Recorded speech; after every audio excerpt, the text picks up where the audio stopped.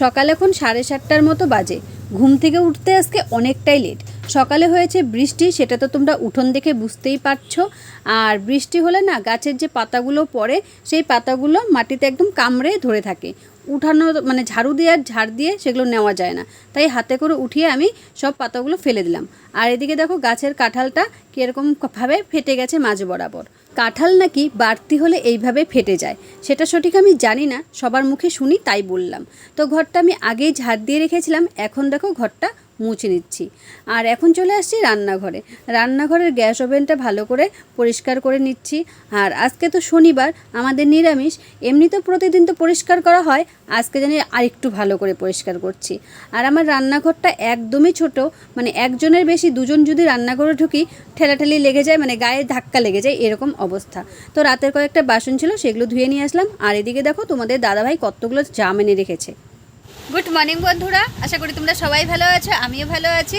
তো আমার একটি নতুন ব্লগে তোমাদের সবাইকে স্বাগতম। সকালে এখন 9টার মতো বাজে, আর আজকের ব্লগটা আমি এখান থেকেই শুরু করলাম। তো সকালের কাজকর্ম সব কমপ্লিট, স্নান টান করে পুজো দেওয়া আমার হয়ে গেছে। আর এখন যাব সকালের খাবার রেডি করতে। তোমাদের দাদাভাই আজকে বাড়িতে আছে, ওকে এখন খেতে দেবো, ও খেয়ে বেরিয়ে যাবে ওর কাছে। আর ছেলেকে আজকে সকাল সকালই পড়াতে চলে আসছে। সকালে বলবো না, 15টার দিকে আসছে, কারণ আমাদের ঘুম থেকে উঠতে অনেকটা লেট হয়ে গেছে, তাই সকালে ছেলেকে আর খেতে দিতে পারিনি, ও বসে পড়েছে পড়তে। তো চলো পুরো ভিডিওটার সঙ্গে থাকো তোমরা। এদিকে দেখো তোমাদের দাদা ভাইয়ের খাবারটা আমি রেডি করছি। একটা আম নিগড়ে নিচ্ছি, আঠিটা পরে ফেলে দেব। আর নিয়েছি দুধ মুড়ি, এটাকে ভালো করে মাখিয়ে তোমাদের দাদাভাইকে দিয়ে দেব।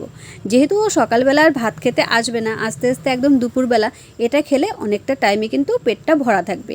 তো দেখো ও খেয়ে দিয়ে ওর কাজেও বেরিয়ে গেল। আর আমি এদিকে দুধ ফাটিয়ে নিলাম, এটা দিয়ে দুপুরবেলা তরকারি করব। এখন জল ঝরাতে দিয়ে দেবো। তো দেখো সেদ্ধ ভাত বসালাম, মিষ্টি কুমড়ো সেদ্ধ দিলাম। আর এদিকে 1 কাপ স্যারের জন্য চা করে নিলাম, দিয়ে দেবো ওর স্যারকে। আর একটা আলু ভাজা করে নিলাম, আলু ভাজাটা দিয়ে ছেলেকে খাইয়ে দেবো, কারণ ও মিষ্টি কুমড়া খেতে চায় না। তো দেখো ছেলে আমার স্নান টান করে একদম রেডি হয়ে গেছে, তো ওকে খাইয়ে দিয়ে স্কুলে পাঠিয়ে দিলাম। আর এদিকে দেখো ছানাটা কি শক্ত হয়েছে। আর এটা আমি রান্না করব পটল আলু দিয়ে। তো পনিরটা ডুমো করে কেটে নিয়েছি, লাল লাল করে ভেজে নিব। আর পনিরটা উঠিয়ে ওই তেলেতেই দেখো আলু তারপরে পটল দিয়ে মশলা দিয়ে ভালো করে কষিয়ে নিলাম, তারপরে পরিমাণ মতো ঝোল দিয়ে দিলাম। আর আজকে ঝোলটা মাখা মাখা করব। তো এদিকে নিরামিষ সবজিটাও আমি বসিয়ে দিলাম, একটু পাঁচফোড়ন সোমবার দিয়েছি, কাঁচা লঙ্কা দিয়েছি। এটা না রুটি দিয়ে খেতেও বেশ লাগে।